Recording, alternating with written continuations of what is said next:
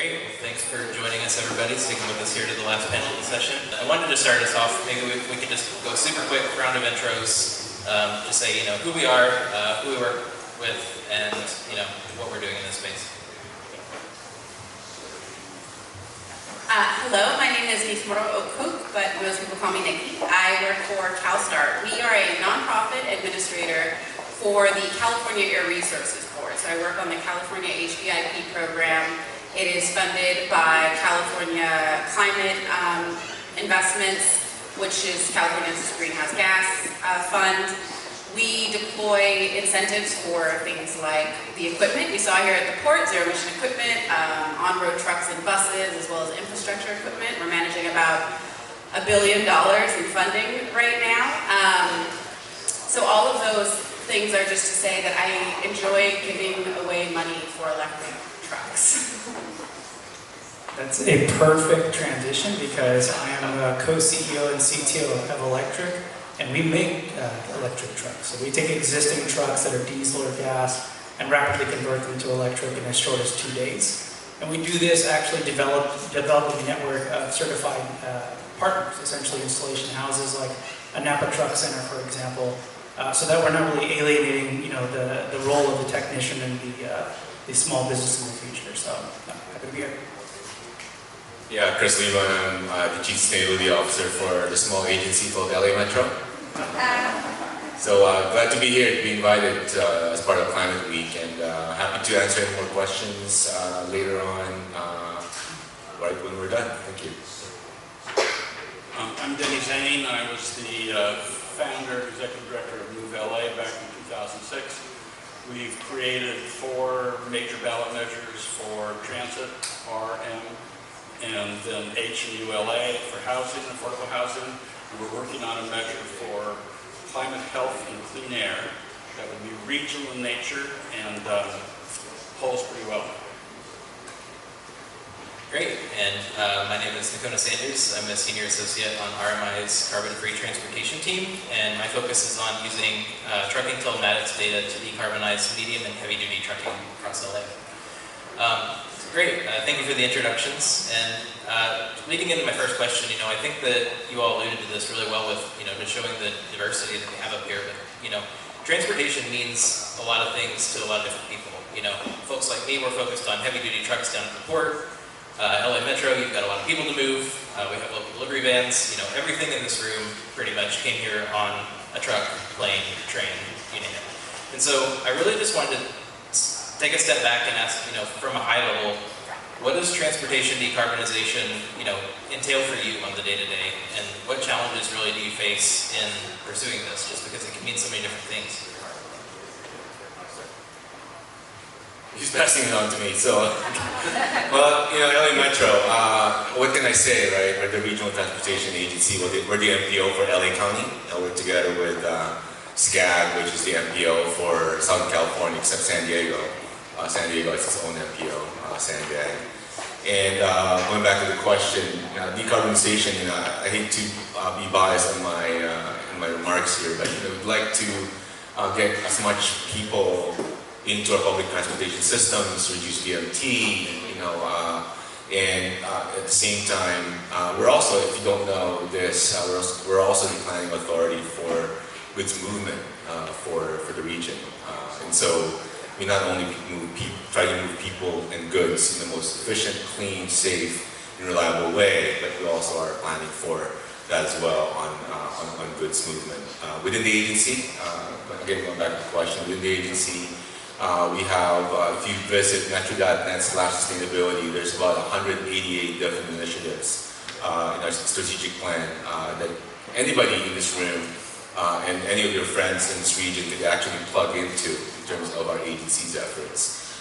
There's a little bit of shift in terms of our policy. We have been looking inward for the last 17 years, and if you follow our board, or if you're associated with any of our board members, our policy shift really is how does Metro now not only influence transportation planning, the construction, the operations, and procurement of transportation systems, but also how do we actually influence a lot of the transportation-related issues in terms of climate change and sustainability and resiliency on things that we don't necessarily have control. That would include land use, that would include collaboration, cooperation with other agencies. Working together with Danny, for example, with CalSTAR and other public and private partnerships and collaborators. So more into that, I'm like just touching on bits and pieces of it. And hopefully you took the Crenshaw line, or K line as we call it, the E line as well. It's 2 blocks away. If you haven't tried it, and you still have this perception that it's relatively, sketchy, not.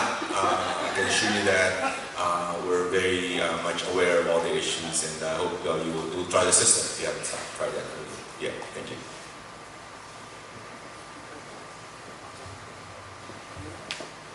All right.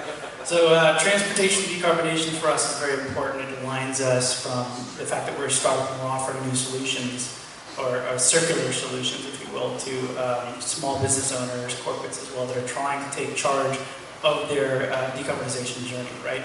And one thing that we have to get right when we really define what our journey looks like is commercial vehicles, trucks, they're not automotive, right? It's not an automotive sector of business. It's not high volume. So a lot of the OEMs, the original manufacturers, the vehicle owners, the vehicle manufacturers themselves, I should say, they're being told to transition to electric or to zero emissions, but they don't really have a lot of the power to do it because they source tier 1 suppliers like a little GM or Cummins out there, right? So being able to push them into a future from an OEM perspective, carrot and stick approach, they're kind of sitting back saying, well, we'll bide our time because we, A, don't know how to do this, and B, we don't have access to the skills or the capital to just make this happen overnight like automotive. So that being said, when we look at transportation decarbonization, we're trying to look down at the core of who it benefits in our sector of business, which is small businesses, fleet owners that have 15 vehicles or less, whatnot, because they're also caught up in this whole thing. They're saying, I actually do want to transition. I actually do want to understand how this piece of equipment becomes more of an OpEx benefit for me, and maybe I can actually get some revenue out of it beyond just goods and delivery. Maybe energy movement, virtual power plants, DERs, things like that, right? That's another panel, another day. But really what we're trying to do when it comes to transportation decarbonization is help people recognize that the biggest source of carbon generation in the manufacturing process is the chassis and the cabin of a truck, for example. So all those systems in our particular model, what we do is we actually electrify on top of a system that's been recertified or essentially using circular economy principles brought back into life, right? And it's not going back and electrifying every jalopnik, known to human, but it's looking at vehicles that fit within guidelines of what can be recertified, what can be utilized, and helping fleet owners find capital access and using things and funding streams like HFIT, for example, but recognizing that 50% of the carbon generation when you produce a truck, brand new, is now wipe clean, because we start with a truck that otherwise would go in a trash pile. Nobody wants to talk about that. 340 million trucks on the road that we're going to electrify. Where all the ones that are on the road go right now? They'll go in the trash. And then we have to deal with it, right? And it's another vicious carbon loop. The other thing we talk about when it comes to transportation decarbonization is recognizing how we can actually use incentives, again, HVIP or even Advanced Clean Truck, Advanced Clean Fleet rules, to be able to pull original equipment manufacturers, like vehicle manufacturers, to move a bit faster, because like I said, they're not doing it very quickly. But there's this whole thing. Does anybody remember compliance cars for electric vehicles? Where you essentially, vehicle manufacturers for passenger vehicles had to deliver vehicles here in California that were compliant to the zero emission standard. So a whole bunch of things like the Fiat 500e came out, now they're gone, right? Or maybe they're coming out again. There was this whole wave of getting them out there because there was a credit. There's a credit momentum to get those manufacturers compliant. Well, the whole thing exists also in commercial vehicles. And so how can we actually use this credit system to say, hey, commercial vehicle manufacturers, I know it's hard to get there, but are there other ways that you can become compliant to your zero emission goals by maybe working with companies like us that take more of an aftermarket approach, right? So again, when we look at transportation decarbonization, it's not just delivery of an asset, it's looking at the overall ecosystem and who can benefit and how do we connect them, be it an OEM producing the truck or be it a small business owner that's making the transition happen. thanks. So the question was, what does transportation decarbonization sort of look for me in my day-to-day opportunities and challenges? So the California HPIP program, the one that funds these zero-emission trucks and buses, has been around for about 13 years, right? So we've got quite a bit of experience under our belt. A whole lot of data. Where was Jessica and the other woman who was like Monica? We have data dashboards out to Jose, right? With all of this information of the thousands of electric vehicles that we've deployed here in California. So if you're getting your packages delivered by a FedEx and a Bright Drop or a Amazon and a Rivian, or you're looking at some of the electric trucks coming out of the port, they're probably funded through our program. So we've got a lot of, I think, amazing opportunities here. Just 5 years ago, there were only a couple of the big OEMs in the program and a handful of born EV companies. And now we've got dozens, right? Every major OEM and even more born EV companies making trucks. So we've got 120 plus models of commercial, zero-emission, medium and heavy-duty vehicles. We also have this incredible amount of funding, right? I think year over year we've had something like between $200 and $400 million worth of funding to be able to deploy in these programs. And the early adopters were, I think, the folks that you would assume, right? The largest transportation companies, transit agencies, LA Metro, definitely. We've had so many great early adopters. Now I'm thinking a lot more about how we get this technology into the hands of smaller businesses, smaller fleets, ones that are traditionally undercapitalized or have very high cost of capital. So we're looking at Black and brown and minority and woman-owned businesses. But I actually think that the biggest challenge that I would sort of put out there for you guys to think about, maybe this is a research question that the team at USC can help us with, which is that we're at an amazing sort of confluence of things right here in California, right? We've got that incredible amount of funding that I just talked about. We've got this incredible number of vehicles available. We've got really good TCO, so the total cost of ownership for these electric vehicles is actually much better than diesel. So a company that adopts a zero-emission truck today is going to immediately see thousands of dollars in fuel savings because of all of the incentives for the charger, the fuel, the vehicle. Even without the incentives, it actually works. The adoption rates have been going down. Why would that be true? We also have really ambitious regulations right around the corner. So in the state of California here, we've adopted the Advanced Clean Truck, which is what my colleague here was just speaking about, right? This credit program for truck makers. We also have the Advanced Clean Fleet rule coming, which is going to be moving big fleets very aggressively towards 10% adoption rates of EV vehicles into their fleets for larger fleets. So if the regulation is there, the total cost of ownership is there, the vehicles are there, and the funding is there, I think the biggest challenge, the question that is constantly sort of begging in the back of my mind is, what is slowing these large fleets who have good reason to do this from moving towards this adoption? And why we should all care about this, right, is because those heavy-duty vehicles, they only make up 10% of the population of vehicles on the road. They make up 25% of the emissions.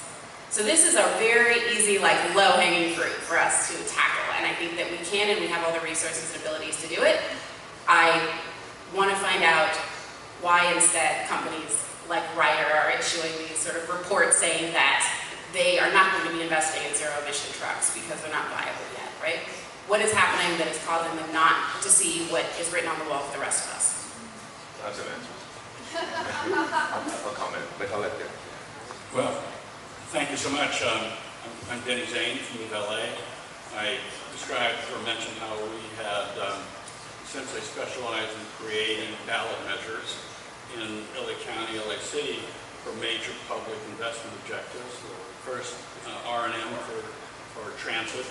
The measures we stood up are generating about $2.5 billion a year and will do so forever. And they will modernize our transportation system dramatically if we only live long enough to see it. We also did two measures for affordable housing, including Measure ULA, which is generating $400 million a year now so far, even though interest rates are still very high, for affordable housing and homelessness prevention. During the time we were creating that, working on that measure, we were also working with the South Coast Air District, trying to get legislation passed to enable a ballot measure in the South Coast Air District. Now, the South Coast Air District is a 4-county region. LA, San Bernardino, Orange, Riverside counties, it's about half the state's population. LA County is about half of that region's population. And the Air District is the agency that has the responsibility for our clean air, but little authority and little resources. They have no authority over transportation, and they have very little resources actually to invest. So our strategy that we took to them, that we're going to repeat again, we think this, not this, but the election to follow, is that we want to get them the authority to have ballot measures in their district. Then we would do a voter initiative to raise a boatload of money, much more than now available, to invest in clean air and climate health and transit. Voter initiatives do not require any longer a 2/3 vote. They are majority vote options right now. And that dramatically enhances the prospect for success, both in terms of voter approval, but also in terms of being able to build a coalition to make it happen. So what would such a measure look like? Well, prior to Proposition 30, I think it was, on the last ballot, remember that one that was like statewide measure for climate and clean air? And the governor came out and said, this is the lift drift, which was bullshit, frankly. I know that because I was in the room writing the measure with half a dozen other people. The lift was never there. They just provided some funding to make the measure politically viable. But it lost nevertheless. The lesson for us, one of the lessons, was let's go back to the Air District rather than the statewide, where you got some much more positive political opportunities.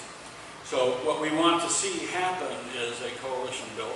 It'll be very much like the Measure R and Measure M coalitions, because principally what we need, and I think this is kind of what Nikki was leading to, what's missing out there? The vehicles are there, the aspiration is there, all kinds of proclamations are there, till 2035 or 2040, or whatever, but what we don't have is a real implementation strategy, and what's missing is the infrastructure to charge, fuel these technologies. And what's missing for that infrastructure is sufficient power to operate it, because we are now, barely have enough power now for what we're doing now.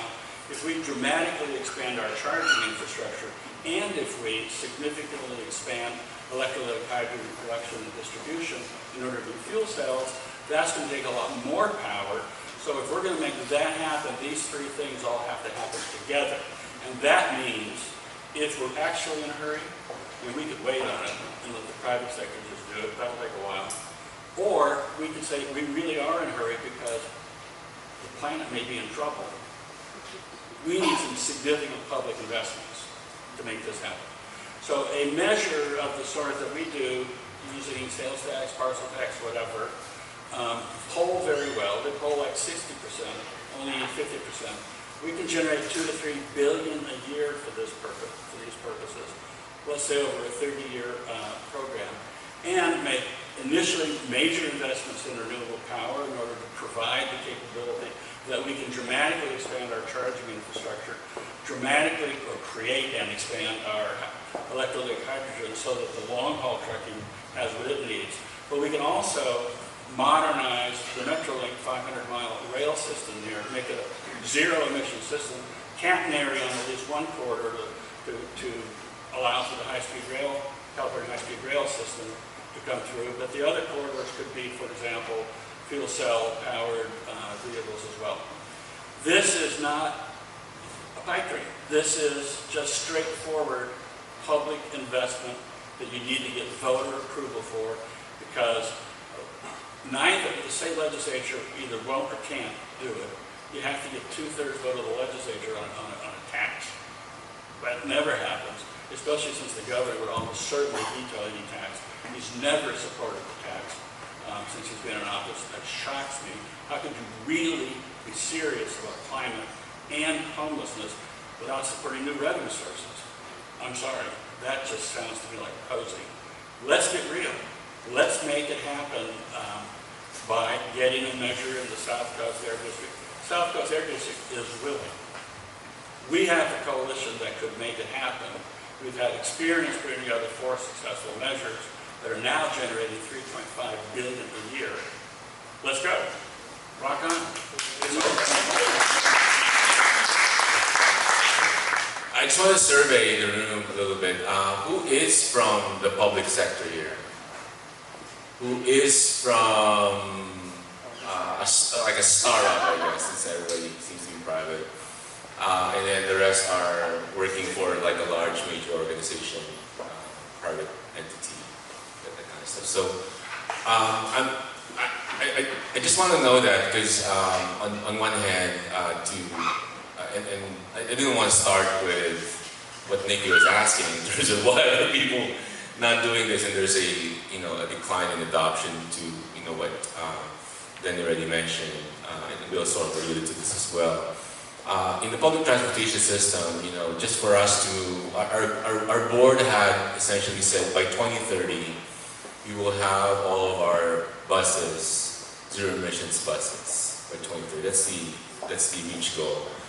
And for us as a public agency, that's around $4.5 billion of infrastructure. About $2 billion of that is just on buses, about 2.5 in infrastructure. But that's only one part of the equation. The other part of the equation is, we're in a transition. And I just want to focus on that for a second. We're in a transition. We're in, there's a climate crisis. People are concerned about, how we would actually not only mitigate but adapt to this crisis. And we're doing everything we can, in terms of the transportation system. But us in the LA Metro, while we have a little bit of emissions through the compressed natural gas buses that we have, just in case you don't know, we're actually running our fleet on 100% renewable natural gas. And if you don't know where that comes from, it comes from landfills, it comes from farms, it comes from wastewater treatment plants. We are the largest user of all transit agencies of renewable natural gas. And I'm mentioning about the transition, I'm mentioning about the cost of investment, and I'm mentioning about where we are right now. Because it's an ecosystem of issues, right? We need to have the infrastructure, we need to have the buses, we need to have the operators, we need to have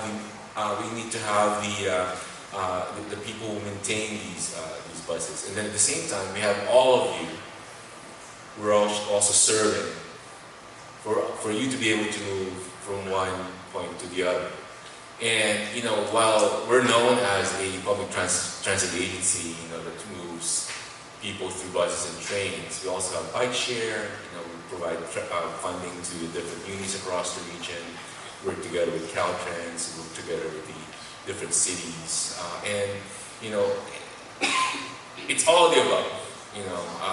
While there is a move towards zero emissions buses, I think I'll just put it on the table, some food for thought, that to think about what are we really trying to do in terms of this climate crisis.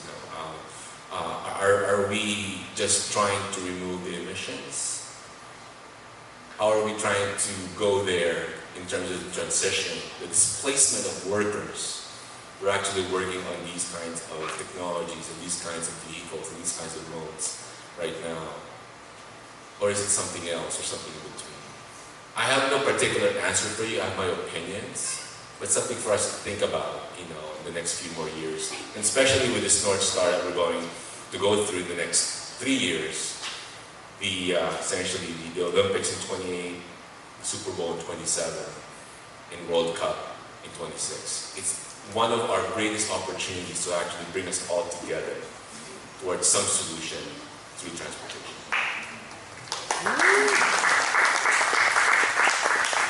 Hard to follow that, but I'll try. So I have one question I want to really ask before opening up to the broader audience, and it plays off of something that Nikki mentioned. When you hear these folks like Ryder and others, scaling back on their EV commitments, it can be a little disheartening to hear. But part of the reason that I enjoy, groups like this so much is because, as shown earlier in the day as well, like we get to hear so many examples of what is working and what is going well in this space. And so I wanted to ask the question now of,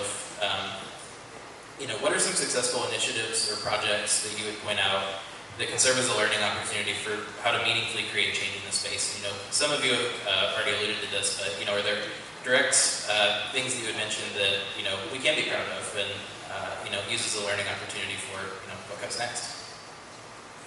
Yeah, I'd love to jump on that one. So one of the projects and initiatives that we had was, you know, obviously we're trying to bring these technologies to small business owners that can barely afford to make this transition happen using HFIP funding and things like that. So that's where our value proposition of a circular truck or a recycled truck is something that they can stand behind.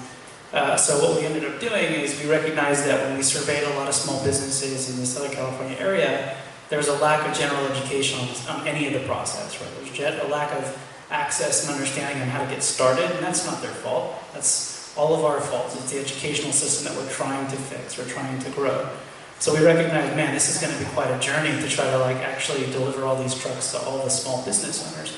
So the road to making this happen actually gets paid by a larger player, if you will, a corporate entity. A lot of times they have the financial, not a lot of times, every time, these large corporate players have the budgets to actually make this transition happen. So we ended up getting involved with a group called the 100 Plus Accelerator. It's a 5 form factor accelerator run by Coca-Cola, Palmolive, Colgate, I'm going to get the other ones wrong here, Anheuser-Busch, InBev, and so on and so forth. And so they're headquartered based out of Europe, but they create an incubated style or an accelerated program that sources across the world. We were able to rapidly access Anheuser-Busch's Mexico City operation and actually deliver a truck that we built entirely within Mexico City. And it was really focused on two things that are compounded in one operation. One, it was a corporate operation, so it had some funding, but it was holistically run in an underserved market that really didn't understand the technology. So it was a whole, you know, kit and caboodle of lack of education that we had to really, you know, close the gap on. We ended up being able to do this. We delivered a kit for an Isuzu truck. It was delivered 2 weeks later. The vehicle was up and running. It's been the best vehicle in Anheuser-Busch's operation in Mexico City for the past 11 months. And the entire time what we were doing is running it as a case study. What kind of KPIs and metrics are we getting in terms of cost savings, in terms of efficiency in operation? Because that is the data that we bring back, doesn't matter where, bring back anywhere in the world to large corporates here in California, public transport agencies, things like that, and even small business owners that, you know, the fastest path to acquiring these technologies is the education and the economic benefit.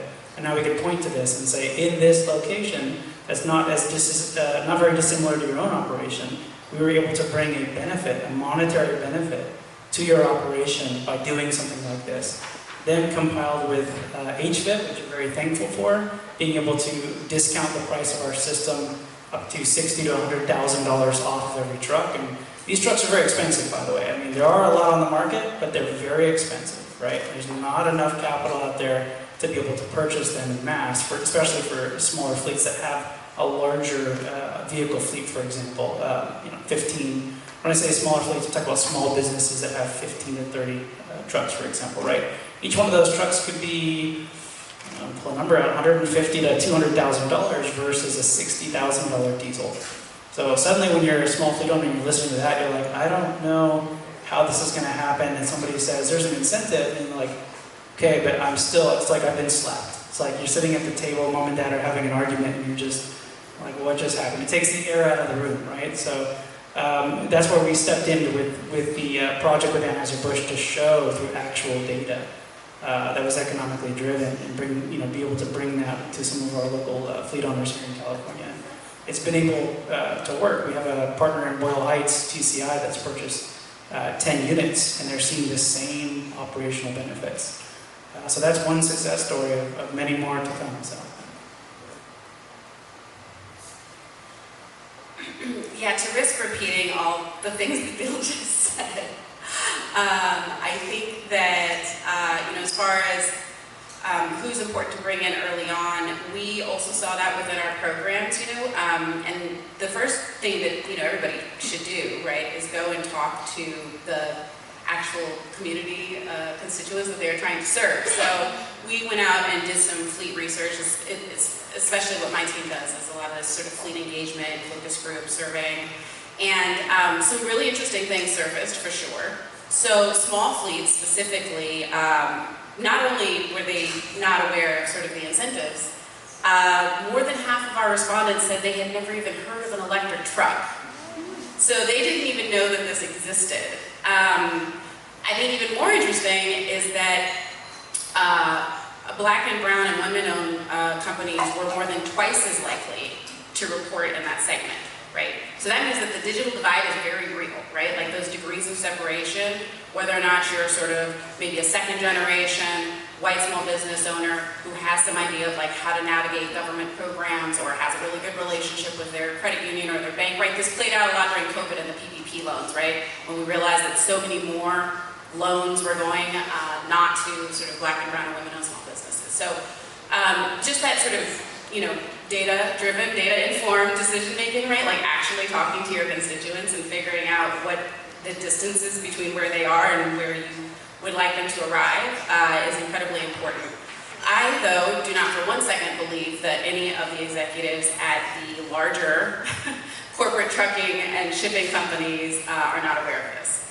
They are all very aware. A lot of those fleets actually were the first early adopters, right? You can think of all the big names that, sort of Bill just rattled off, right? These guys have been using electric trucks as demos and pilots for decades.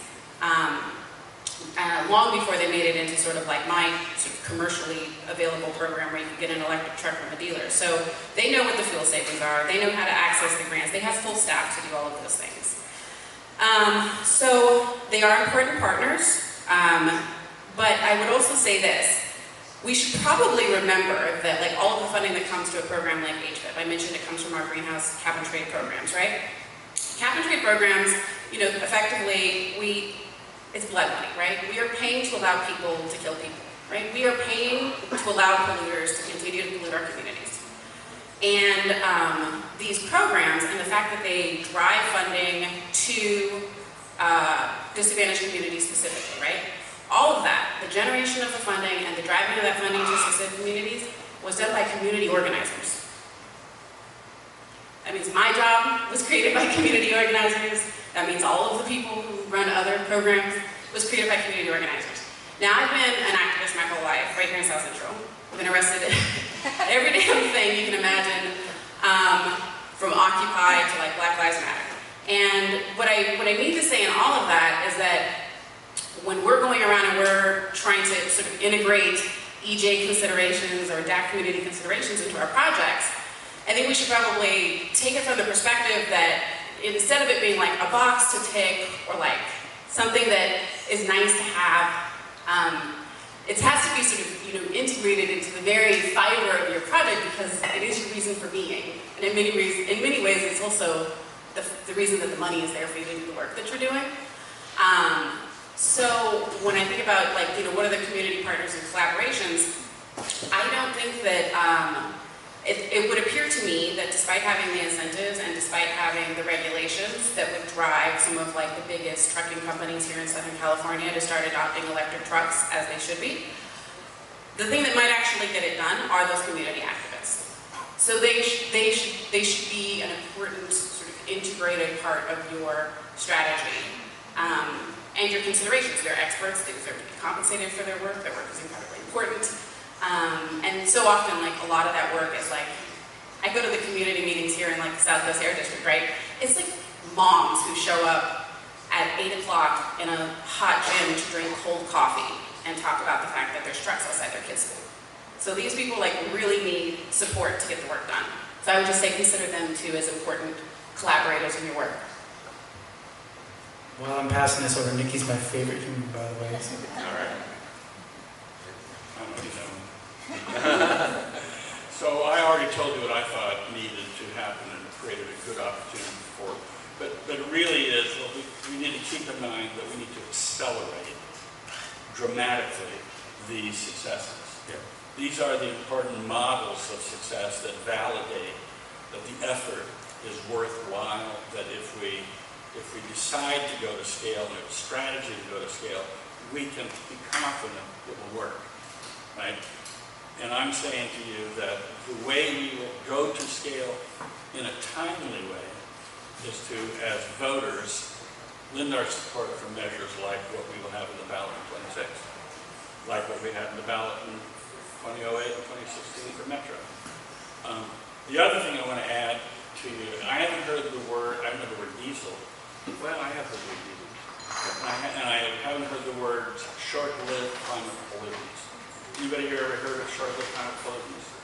Put your hand up. Oh my God. All right, so short-lived climate pollutants, some people say, may be more important than carbon in terms of its impact on our climate and its opportunity that they create to fight back. Short-lived climate pollutants include things like methane, HFCs, black carbon, ozone. These are emissions which have a far more powerful effect on climate forcing and global warming than does carbon dioxide. The good news is, if we stop using them or we stop emitting them, what's in the atmosphere decays quickly. And so we can roll back if we have the right strategy. So when we think about our strategies to fight for climate health, let's not just think carbon dioxide. Go home and look up short-lived climate pollutants and come back wow and go, holy cow, we've got to do this. And it comes up in my mind because of what Chris said, how Metro is taking methane from the landfills and turning it into bus fuel. That methane in the landfills is about 25% of California's short-lived climate methane. You know, there are others that we all know, cattle and dairy ponds and blah blah blah. If we turn that methane from the landfill into clean hydrogen and run those buses on fuel cells, then we got a completely zero emission system. Right? You don't have the NOx that comes from burning the methane. That is a strategy we must also pursue, along with our carbon strategies. And if we do, we can have the short run and the long run success that we need. I just wanted to punctuate what you've heard so far. Compared to our last diesel buses were retired in 2010, and where we are right now with the use of renewable natural gas and compressed natural gas with ultra low NOx engines. So it's everything. It's compared to those emissions, all accounted for, it's 97–98% cleaner than where we were in 2010. So it's a great achievement for this region. It's a great achievement for all the efforts that we have collectively. But I just want to go back to what Nikki's talking about there. I forgot to ask earlier, who in the audience is from a community-based organization? Then he is, I know. Okay. I just wanted to mention this, and please tell your friends who are in CBOs or NGOs, to Nikki's point, we value input, and nothing could be more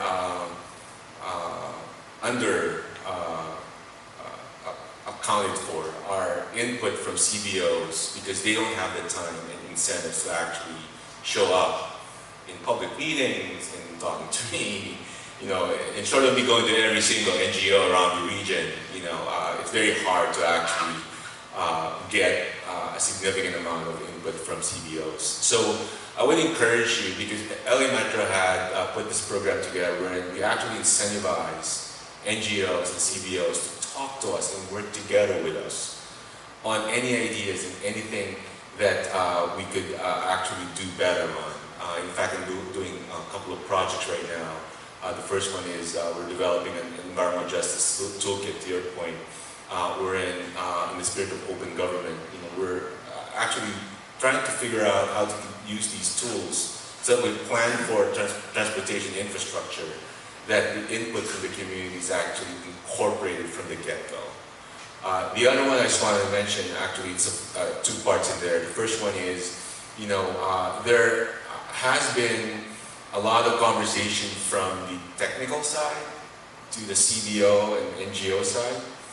But part of my challenge in my organization when we talk and get input from CBOs is, are the CBOs and NGOs equipped to actually articulate what we, technical people, could understand?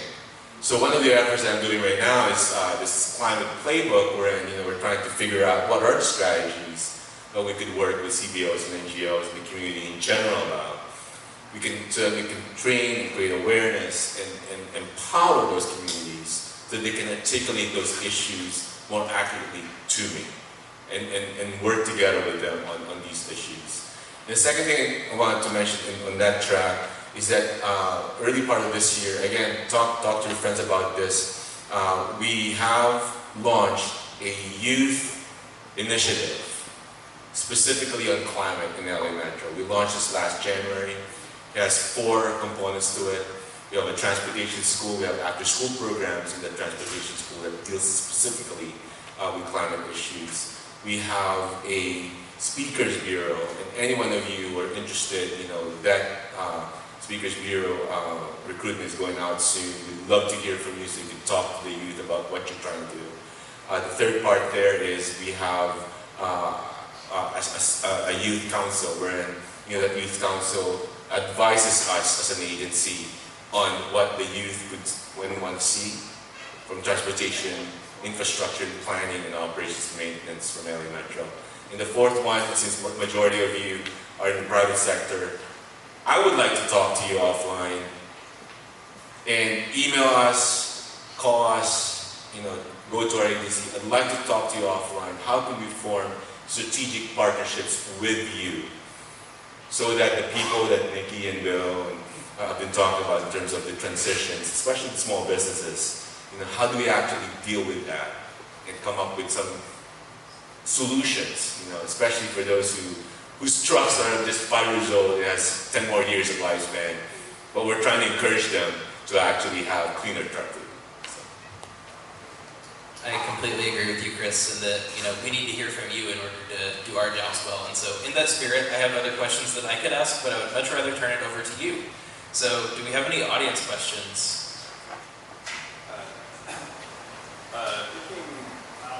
Thinking regionally to Los Angeles, is there even in a rough sense a sort of consensus across the transportation sectors, stakeholders around key outcomes within this next really critical 3-4 year period? The short answer is yes. So there's the long-range transportation plan for LA Metro. There's the short-range transportation plans being done right now, and the metrics on how to actually reduce emissions regionally. We're also working together with, like I said, with SCAT, and then on top of that, I did mention earlier that there's a shift in how we're trying to deal with the investments that we're making and creating here in the region, and that shift is through partnerships with other folks in terms of policy, in terms of things we don't control but we can influence. And then I think the third one, the fourth one there is for us to work together with different stakeholders, unconventional partnerships, as I call it, that could accelerate, many of these things that we need to do to reach those goals that I was trying to point out to. I would say I agree that there is a consensus about what we need to do. There's some differences about emphasis and priorities. The key question is, what are the tools to do it? Either regulatory or financial incentives. And I think in general there is a agreement that the regulatory tools will succeed only to the extent that we actually also have financial resources to invest. You can create a rule about how some company's going to have zero-emission trucks in 2035. But if you haven't created the infrastructure to operate it, right, to charge it or fuel it, they're not going to do it, whatever the rule, right? You need that investment to create that infrastructure. And our regulatory framework for power, for example, and for EV charging, is simply not ambitious enough. Yeah, I think we both had a couple comments real quick to add. So just a quick shout out to Los Angeles Clean Tech Incubator. They have a program called the Transportation Electrification Partnership, of which almost all of us here are members of. And there are some good discussions that happen on a quarterly or half-a-year basis that really assess the goals that we had at the beginning of the TEP. And there's been tough discussions in the last 6 months about how the industry is tracking, or maybe not really tracking with that, but there are revisiting discussions, there are rebaselining discussions that are ongoing that look at the data, look at the dashboards, and pull, the understanding of how we're tracking, and start having those combos of like, do we move those goalposts ahead, behind, which sectors are leading, which sectors are lagging, but it's a very well represented group, the Transportation Electrification Partnership, and it's a true PPP. So in that, we're really having those conversations to figure out how our goals are being met or not. So. Yeah, I'll highlight what I think is a great win that all of us regionally should be really proud of, which is the ports of Los Angeles and Long Beach, right? Some of the largest ports in the world. We didn't get to listen to them today, but the rule right now actually statewide is that if you're a drayage trucks are the large trucks that go in and out of the port carrying containers. If you're a drayage truck, you cannot put a new drayage truck into service if it is not zero emission. So from this year forward, we are only becoming more zero emission at the ports. And that's happening now, and there's lots of charging solutions popping up all over the place. We've got folks that are building charging depots, people putting in their own charging at their own sites. But I think in that sense, the ports of Long Beach and Los Angeles, here in Los Angeles, we are probably going to be one of the leaders in the world for this deployment. So I'm just really excited to see that happening. And again, it all happened because of the port communities that advocated for this. They got the funding done, they got the rules done, and now we're going to lead the world in this. That's a great question. Thanks. Next question. How do you think the fact that we should be implementing California's greenhouse gas reporting requirement on schedule is going to show up in this electrification of transportation, now that that's going to be in people's emissions report? We're all going to rush to answer this one. Yeah. So from a customer perspective, from our side, our larger corporates are bound to be accountable for what they're actually emitting, all the way down to scope 3. When you look at the upstream supply chain, the smaller groups, the small businesses, which is our core focus for scale. Again, it's through a process of education. It's still going to take some time for them to be penalized. Nobody wants to throw the gauntlet down and cripple 54% of our United States business line here. But we're starting to see some groups come in that are doing, I'll just name one of them, Persephone, for example, is doing some great stuff about scope 3 emissions and accounting. And we're starting to see it delivered in such a way where it is easier to understand because of how the analytics are presented, how the understanding and visuals are laid out for a common human being, somebody that just doesn't have the background to understand a lot of that. So not a real core answer for you, but we haven't seen in our specific sector that being as much of a stick, if you will, right now for our target customers. Now, on the other side, real quick, now that comes to mind, when we do business with a large corporate, they have their own accounting systems. They have their own internal accounting metrics, and I can't make sense of them, but we can deliver something that makes them better. Obviously, it's a lower number. So if we decided to focus more on corporates, which is again not our core focus, there are groups that are trying to do that, but we need them to survive, then I could understand how that would be something that directly motivates their purchasing decisions. Thank you. And I think we have time for one more question. Okay, so this question comes around the information gap and conventional wisdom, which is a misnomer. So I've heard from people saying anything from widen the freeways so we can get there faster. Yeah. Gas cars are more reliable than electric.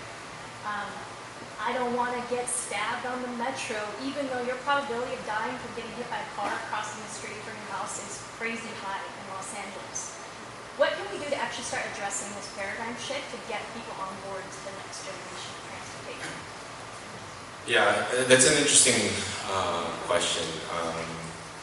I'll just put it this way, in terms of the all of the above approach, because I always am faced with anti-highway advocates, for example, versus public transit advocates, and also all of these competing interests, right, in terms of what we can do. I think there are three things that we can think about. So the first one is, in order for us to go and move towards a decarbonized, fully, zero emissions future, we need to be thinking about the unintended consequences of that. And what are we actually giving up, in order for us to move in that direction. The second part there is that there are co-benefits that may not necessarily be too obvious, but in talking to multiple stakeholders, like the ones in the mechanism that I was describing earlier, we're not only able to discover, those co-benefits, but are able to leverage, those towards our work. And the third one is really something that we have discovered. I have been privileged enough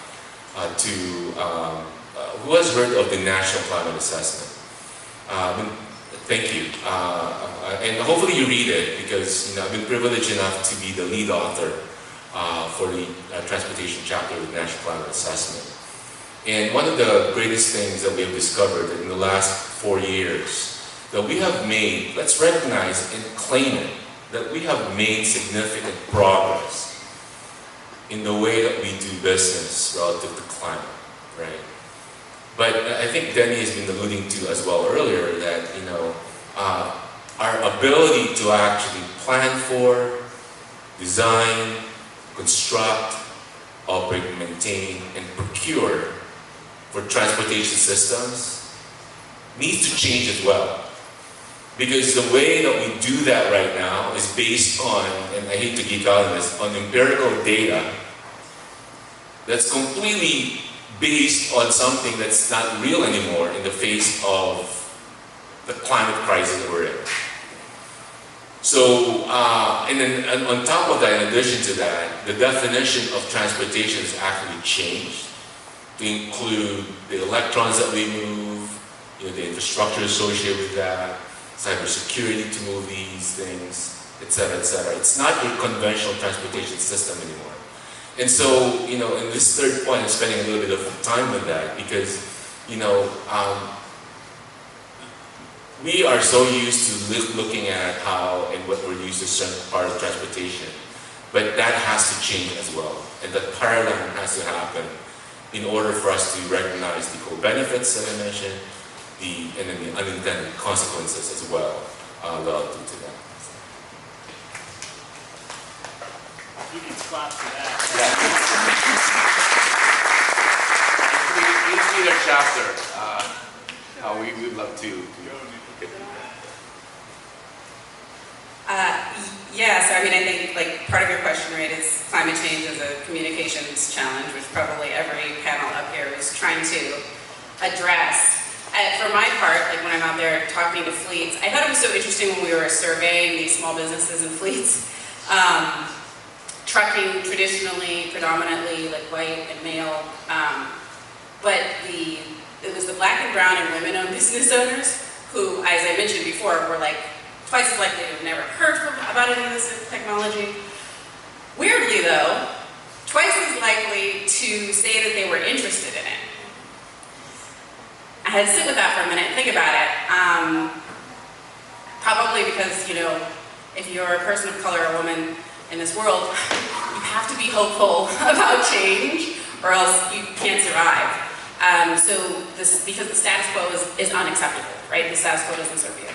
And I think that this is like a question we're all just grappling with in this election year too, right? How do you get people to make rational like data-driven, like fact-based decisions when like none of our decision-making at this point appears to be rational. But I will say, at least for my part, the one thing that got everybody's attention was fuel savings. So now, like, almost all of my communications about electric vehicles to fleets are just, let me calculate how much money I can save you on fuel every month. So I think, to your example, right, is like let's just drive directly to the benefits. So let's make it real and let's make it make sense. I think that's all I can say. My example is so super specific to trucks because that's all I think about every day. I'm dying to say one thing. So that question is in the ethos of our organization, because what we want to do is, if you want to make consequential change in a positive way, you cannot do it by forcing people to change their behaviors. So what we do is we electrify an asset that they're comfortable with, they're used to, they've been servicing and maintaining for the past several decades, and we appeal to the driver. Like, the business decision maker is the accountant or the fleet owner. They make the purchasing effort, but the driver gets in, the driver says, this is the same thing I was used to driving. And we're like, so go drive. And they say, okay. And they drive it. They drive the heck out of it. And then they want to drive it even more. So that's how you have to incentivize those changes. You can't say, thou shalt, and then crack the whip. Nobody wants to be told that. So that is rooted in why we focus on, the hard work of taking existing trucks and converting them. It is not easy. It is, I challenge anybody to try to do it, because we need more solutions, A, but B, it's really hard. We need more help. But that's why it's worth it, because, you make that transition, it's very straightforward, and they can dive right into the value savings, with the minimal amount of bureaucratic thought process.